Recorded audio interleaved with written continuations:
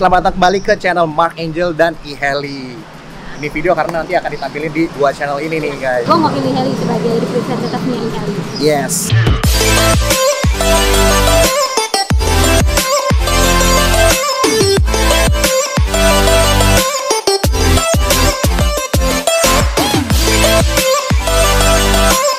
Jadi hari ini kita lagi di mana nih, Mai? Di AMPM, di kafenya punya Mas Alit atau Sofisius. Wes, Mas Alit ya?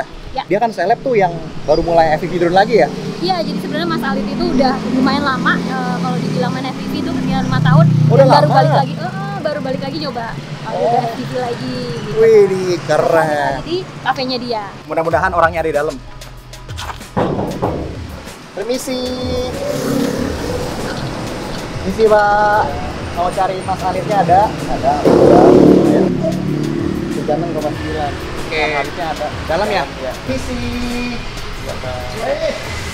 Nah. Halo. Ini dia. Halo. Hei, apa kabar, Bro? Alhamdulillah baik, Mas. Maya, sebuah kehormatan didatangi oleh teman-teman dari Iheli. Wis, thank you banget. Hari ini udah boleh datang kita ke kafenya. Walaupun ini kafenya kayaknya tutup ya, Bro ya? Bukan tutup, PSBB ini menganjurkan kita untuk hanya menerima pesanan takeaway atau ojek online. Mantus.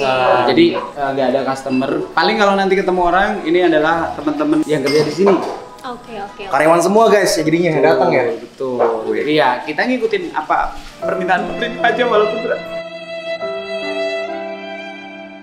Oke. Oh ya, di sini tadi gue ngeliat Mas Alit di depan itu ada herbar. Ini berarti salon di sebelah sini ya? Ya, ini ada salon. Ini ada salon. Kalau mau dicek-cek. I wanna be a weekend lover. Yeah, I'ma be the best damn lover you got. I wanna mess up your covers. Karena itu tadi karena PSBB, makanya kalian ini lihat ini kosong. Saat ini kami mengandalkan home service. Jadi kami yang dipanggil.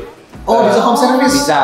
Di panggilan ya Mas ya? Betul, jadi coba panggilan. Di sini yang bisa kita layani adalah hair beauty, perawatan rambut, pengecatan, pewarnaan, perbaikan, terus nail art, pasang kuku atau ngecat kuku, medi-pedi, terus selain itu juga kita melayani ini Pak, apa?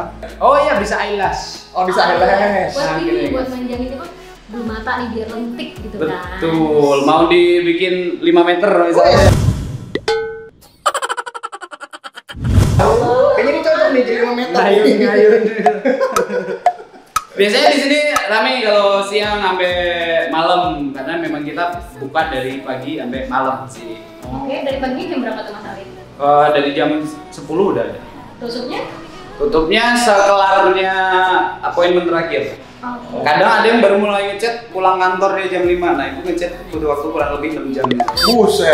Dia cewek tuh, ya Allah. Itulah kenapa di salon ini kita paduin sama bengkel di sana. Jadi kalau cowok nganterin ceweknya di treatment, cowoknya bisa benerin motor. Genius. Atau lihat-lihat motor.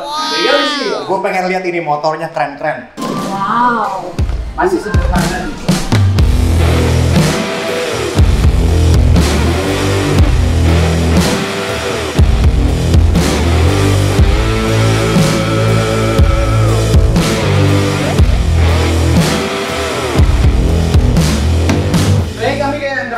Apapun motor yang kamu punya gitu. Jadi kita tidak mengkotak-kotakan harus Moge atau harus Harley, harus Triumph, harus Ducati. Harley ada. Kita juga ngerestorasi motor soalnya untuk motor tua dijadiin kelihatan muda lagi juga bisa. Gokil. Nah di sini gue juga ngelihat dua motor yang keren nih. Kalau yang ini dulu nih. Ini Ducati Scrambler 400 400 cc. Ini kenapa? Udah bener apa belum? Kayaknya nggak ada yang salah ini deh. Nggak ada. Itu cuman maintenance rutin. Oke, ini maintenance rutin. Ya. Oke. Ini yang kelihatan salah banget. Ini guys. Ini bentuknya kenapa begini ya, Bro ya? Ini kebetulan punyanya mungkin teman-teman udah kenal Asia. Wis. Asia Halilintar. Asia Halilintar. Ini Ducati Diavel. Kebetulan bekas kecelakaan. Oh, frame-nya bengkok. Betul. Frame yang ini. Mana iya. ini modelnya tubular, jadi frame seperti ini hampir tidak mungkin bisa dipresisikan kembali. Kalau kita tarik ke kanan, yang kiri akan ngikut semua sampai belakang. Itulah kenapa kalau frame-nya udah parah, saran terbaik ya ganti frame. Tapi tahu nggak sih kenapa dan bagaimana itu ceritanya, tahu nggak sih bro? Ya setahu gua dari Atta sih dipinjem sama temen kolega dia lah pokoknya. Sebenarnya ya, Diavel ini bukan motor untuk orang yang baru main motor, apalagi cc gede. Yang kedua, ini motor susah belok kalau belum biasa. Oh iya? Makanya, karena kalau di luar-luar Diavel dipakai untuk drag. Oh, buat lurus aja jadinya Lurus ya? aja, makanya ini motor kencang sebenarnya kayak sekelasnya Yamaha VMAX gitu. Nah, VMAX aja di sana julukannya Widowmaker, Pak.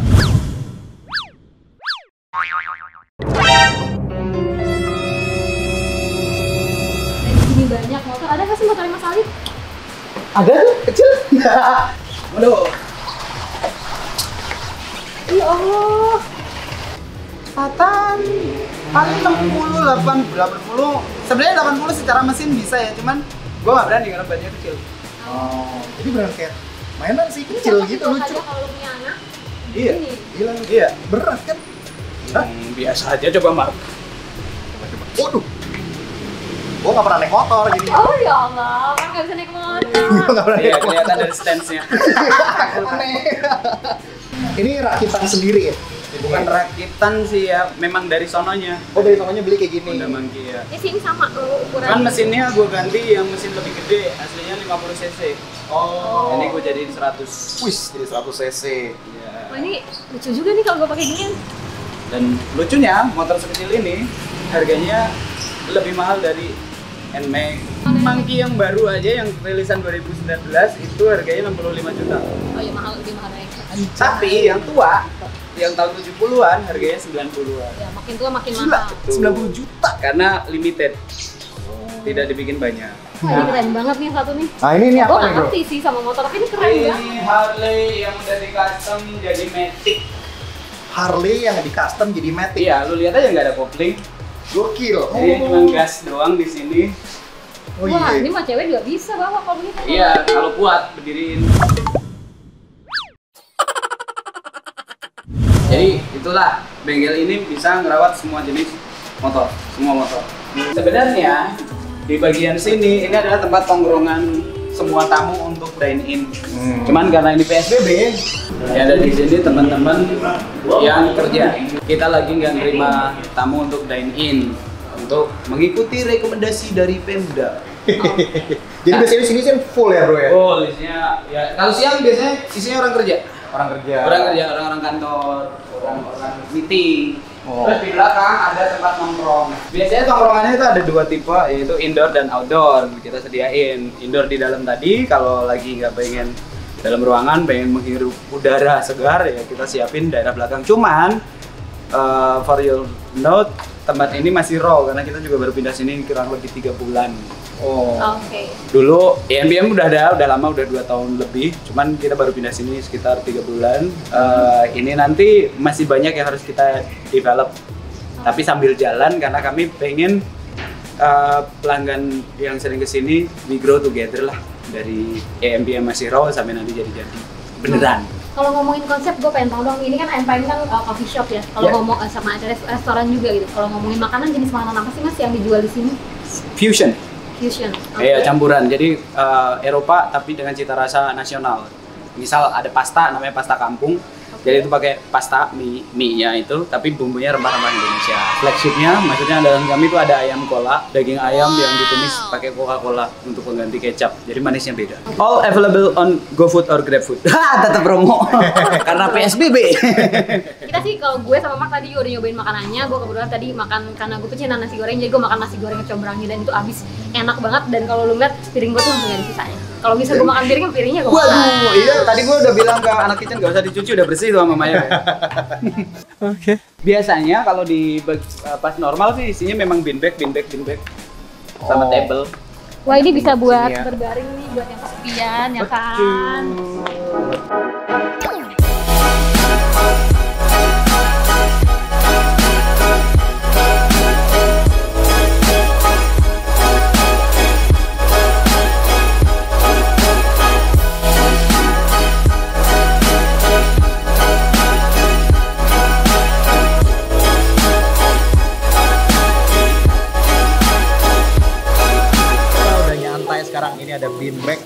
kita bertiga lagi nyantai di sini. Biasanya di sini penuh ya bro ya, beanbag semua ya? Iya, beanbag dan meja untuk daerah situ. Sekarang kita mau ngomongin apa sih nih Mark? Nah kita sebenarnya, gue tuh sebenarnya pengen banget tahu asal mulanya. Ini kan Mas Alit nih, setahu gue salah satu ya tokoh lah di Indonesia ya yang Kita nih taunya Mas Alit pemain baru, ternyata Mas Alit main FPV itu udah cukup lama. Jadi karena kita mau ngomongin hobi FPV Mas Alit. Oke, aku suka kalau diajak ngobrolin hobi. Akhir-akhir ini mulai bikin konten FPV karena sebenarnya gue di YouTube tuh mostly ngomongin otomotif sebenarnya. Cuman karena PSBB, banyak bengkel gak bisa buka, akhirnya gue bahas hobi dah. Kadang keluar komen kayak, "Wih, akhirnya Bang Alit keracunan FPV." Biasanya gue balas dengan link, "Nih, ada tutorial rakit drone gue bikin tahun 2015." Waktu itu intinya keracunan FPV gara-gara carpu. Wih, keren banget ini drone bisa terbang segitunya karena gue sebenarnya kalau ngomongin drone gue suka banget dari Phantom pertama gue udah suka. Begitu lihat itu gue mulai riset partnya apa aja nih. Nah kebetulan gue tuh emang RC enthusiast. Gue emang udah sering main RC, kumpul sama anak komunitas RC, ikut balapan juga. Begitu gue riset tentang drone, ternyata partnya juga nggak jauh beda dari RC. Udah yang bedain cuma flight controller sama VTX dan kamera kan. Nah dari situ akhirnya gue digging lagi di mana gue bisa nyari part-partnya. Sebagian gua harus import. Ada juga sih orang Indonesia yang jual part tapi belum lengkap. FC itu baru ada, CC3D, terus Naze 32. gak tahu gua itu. Frame ZMR 250. Bisa ngerakit, cuman belum bisa nerbangin. Dulu ada simulator, Mas. Mungkin ada tapi waktu itu gua kayaknya kurang riset dan gua nggak belajar pakai simulator, bener-bener langsung pakai drone ya, sehingga bener-bener belajar pakai drone-nya langsung, jadi crash ganti, akhirnya gua ketemu anak-anak Buperta FPV. Oke, yang buat yang belum tahu mungkin Buperta tahu dulu sekarang tuh dibilangnya apa Mark? CAC. CAC ya. Ya, dulu ada kaosnya kok Buperta FPV. Sampai akhirnya tahun 2016 apa 17 aku lupa, aku harus vakum, fokus ke karir dulu. Jadi sell out lah, gue jual-jualin, gue sisain waktu itu remote Aranis X9D sama charger. Karena baterai kalau disimpan 2 tahun juga akan melentung kan. Iya. Udah 2 tahun 2 minggu aja melentung ya Mark? Ya, tahun 2019 aku lihat temenku main drone, ada anak Bandung yang sering main kantor sini juga. Suatu hari dia bawa drone kecil. Anak sekarang bilangnya Tiny Hoop. Waktu gue lihat, ini FPV gitu. Terus dia bingung, "Lah kok lu tahu?" Gue pernah main. FPV segini, gue bilang gitu. Kaget dengan perkembangan FPV drone di mana sekarang udah ada yang namanya micro drone gitu. Gue bisa main di rumah. Terus nih akhirnya gue ke-trigger untuk main drone lagi ah. Oke, jadi mulai balik lagi tuh di 2019. 2019 terus ditambahin lagi awal 2020 lockdown. Nganggur. Oke. Jadi gue pakai waktunya untuk riset lebih lanjut lagi tentang Cinewoop dan lihat hasilnya orang-orang bikin video pakai Cinewoop tuh keren-keren. Wah, ini keren sih, gue juga harus belajar. Sampai akhirnya gue rakit drone yang mulai yang kecil dari micro ke tiny sampai ke Cinewoop. Kalau ngomongin comeback dulu, pertama pas comeback 2019 pakai remote-nya apa, armadanya apa? Taranis armadanya Mobula 7 apa ya kalau nggak salah. Remote yang dulu masih bekerja? Masih. Gokil, kuat banget itu. Tapi udah gue lepas. Ini kita lihat beberapa drone nih, banyak nih, ada 1, 2, 3, 4. Iya. Ini yang paling baru kan ya? Ya. Nah ini yang paling baru nih, iFlight Nazgul nih yang XL5. XL5 yang baru ini. Iya. Iya, tapi itu frame-nya doang XL5. Cuman secara daleman memang resep sendiri. Oke. Dalemannya T-motor semua. Oh. Ya ini kan Velox nih ya kan. Ya, FC-nya T-motor F7 yang udah DJI support. Gue kebetulan sponsor tim motor bro. Tapi emang produknya T-motor tuh keren anjir. Mantap. Kenapa gua rakit sendiri bukan beli yang Nazgul yang udah jadi karena kemarin tuh di eHeli, karena gue biasanya belanja di eHeli ya. Di eHeli tuh adanya waktu itu stoknya tinggal yang 6S, Nazgul 6S. Sedangkan karena gue dari Cinewoop, baterai gue mostly 4S. Gue rakit dulu untuk yang 4S lah, tapi FC dan ESC-nya yang support sampai 6S. Suatu saat kalau gue udah beli baterai, tinggal upgrade motornya ke 6S. Tetap bisa dipakai lagi. Lu punya quote yang gede-gede, ini 4S, itu 4S. 4S. Ya, intinya kalau gue ya, maksudnya saat kita main drone tuh kita harus visioner, Pak. Iya. Seenggaknya tahu ke depannya mau apa, jadi kita belanjanya nggak ngaco. Tapi memang ini 4S-nya Nazgul ini dengan motor 2550 KV ini menurut gua performanya udah cukup lah buat apa yang gue butuhin. Mungkin 6S powerful oke, cuman kadang kita harus milih dalam hidup tuh apa yang kita butuh bukan apa yang kita mau. Ceritanya kenapa Mas Alit bisa pindah ke digital? Ceritanya gimana sih? Ya itu tadi, dari yang dulu gua kenalnya analog, aku tuh pakai Fatshark apa ya, aku lupa yang zaman dulu, Fatshark Predator yang pixelnya cuma 450 kayaknya waktu itu. Pakai digital tuh jeng. Tahu dari mana digital? Dapat keracunan dari siapa? YouTube lah.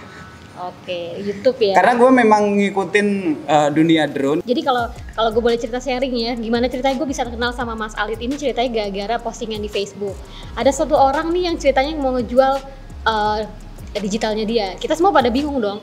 Biasanya orang tuh ngejual analog karena mau move ke digital. Ini enggak, gue mau move nih dari digital ke analog. Kita bingung kan, masalahnya kenapa sih Mas Alit? Menurut beliau latensinya masih tinggi banget, padahal sebenarnya belum diupdate. Masih banyak bug intinya waktu itu. Yang paling serem itu kalau DJI waktu itu sinyal hilang itu langsung reboot. Jadi Google-nya reboot, guanya juga reboot.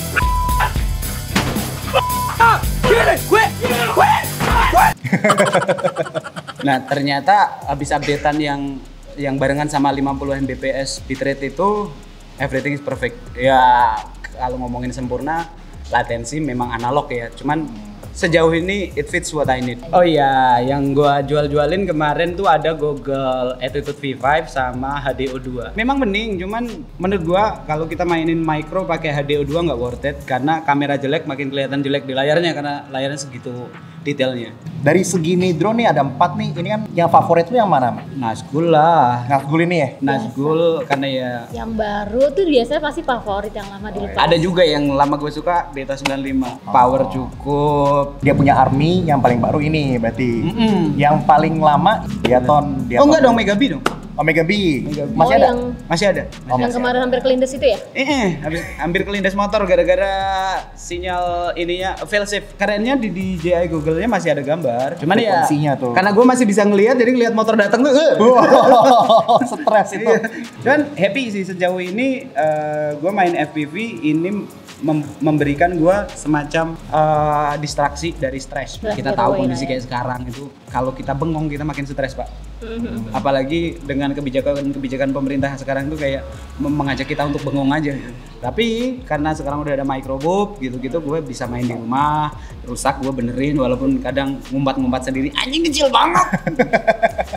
Saran Mas Alit kalau misalnya orang, kan Mas Alit sendiri kan juga baru masuk ke FPV nih, ya kan, harus ngapain dulu untuk pemula? Oke. Ini kan kalau gua ada versinya sendiri, tapi gua pengen tahu juga Mas Alit. Sebenarnya dari gua kemarin bikin konten-konten soal FPV lagi itu banyak yang nanya gitu. Paling sering ditanya adalah budgetnya berapa bang untuk mulai main FPV. Jawabnya memang kalau kita ngomongin budget itu artinya kan spek. Cuman menurut gua budget utama sebelum kita main FPV pertama kali itu beli remote. Kenapa? Karena waktu kita main FPV pertama kali jangan main drone, simulator. Oke, itu tuh kayaknya bikin gua gak jago-jago nggak pernah Betul, simulator. ini contoh nyata orang yang udah main drone berbulan-bulan tapi ya terbangnya gitu-gitu aja. Telemetry lost. Pak! Jangan terbang.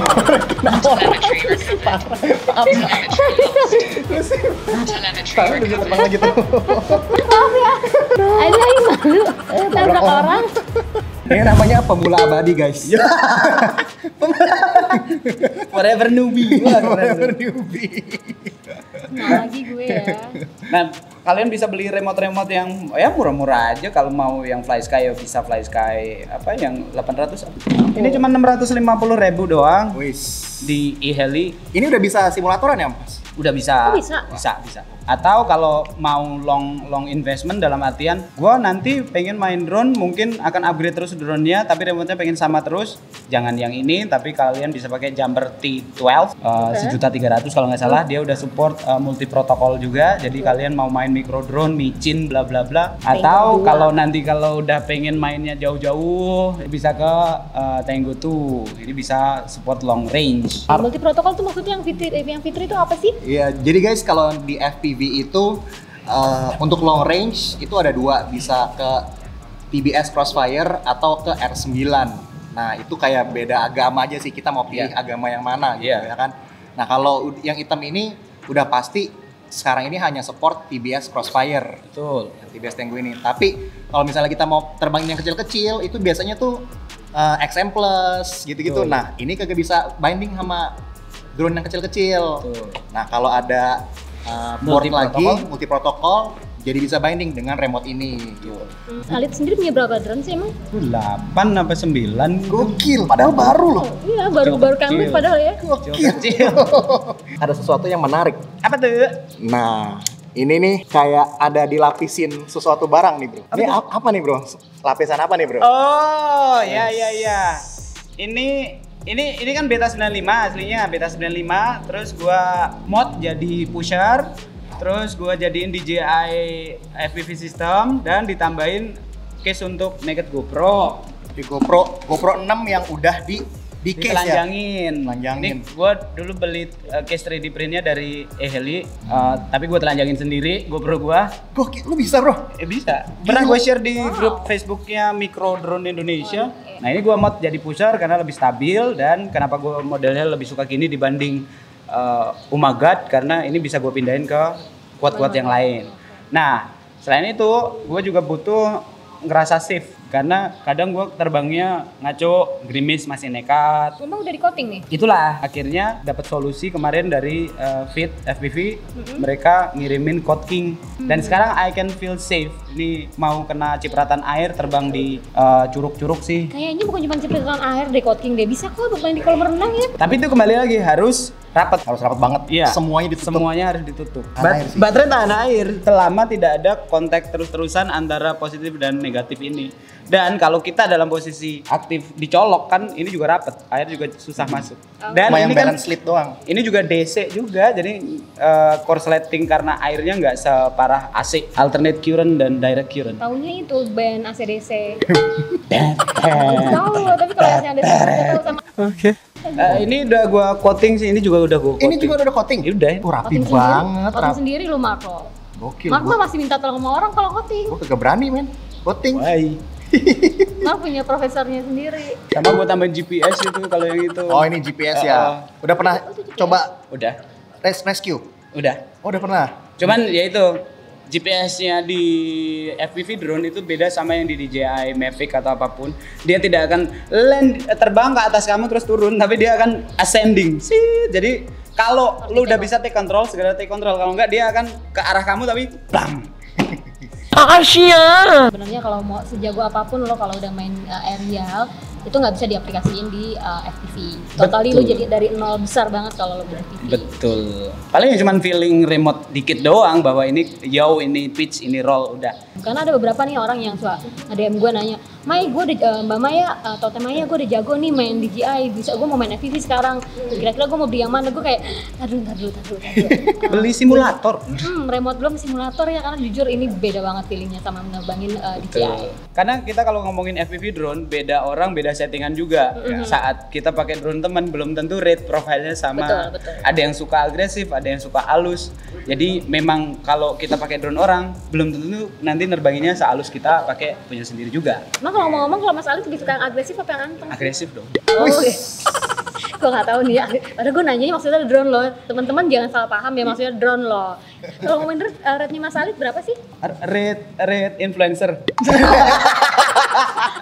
Salah nanya gue kayaknya Mas Ali. Soalnya kalau gue tahu kalau Mark itu rate-nya tinggi banget. Gue 1000-an, gue 900, 1300. Aduh pro itu, ampun.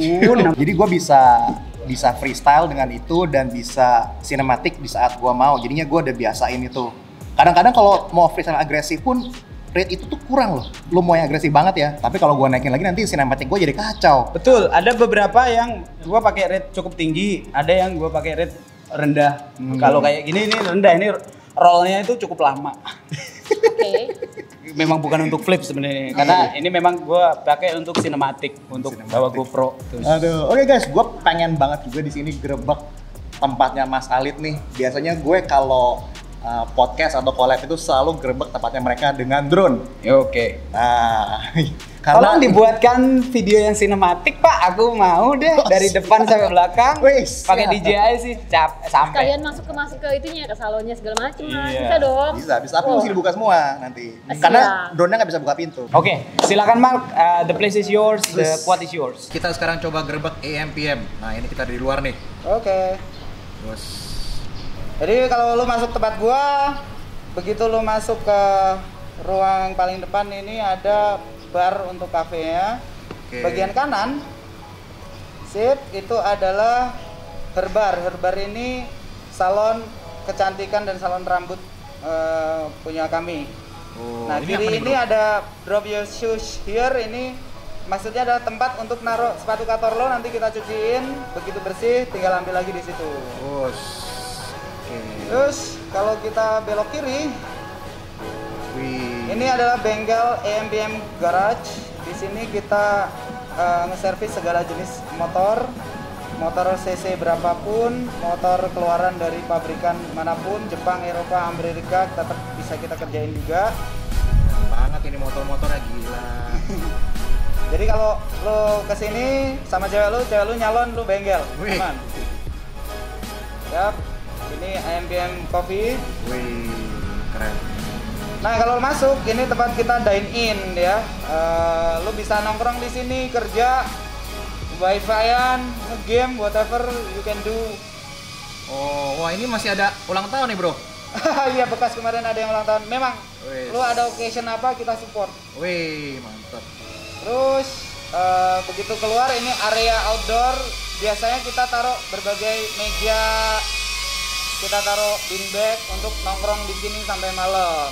Dan konsepnya di sini masih banyak pohon, jadi lo bisa nongkrong dengan santai dan sejuk hawanya. Itu ambience yang agak susah dicari di Jakarta memang. Ini enak banget sih, ini areanya PW banget sih. Nah ini kolam biasanya gua kosongin ya airnya. Cuman kemarin habis hujan, kita isi lagi. Wah, biasanya kosong, lo bisa duduk di bawah juga. Oh, biasanya ini bisa turun ya ke bawah. Bisa. Kadang main skate juga di bawah situ. Wih, ini banyak banget gap nih guys. Yoi. Ini bisa hit gap nih. Hit that shit. Cakep. Tuh favorit gua, lurus. Yang ini ya. Yoi. Wow. Langsung naik. hampir. Oke. Ada lagi. Ke kanan. Oh ini. Enggak, lurus. Kiri. Ya. Nah, naik ke sana tuh. Wah, aduh. Itu ada tengahnya nggak? Ada. Nggak kelihatan, Bro. Kurang tilt berarti ya. Iya. Oh. Oke, balik. Maya. Nice. Gue Bro kalau kuat itu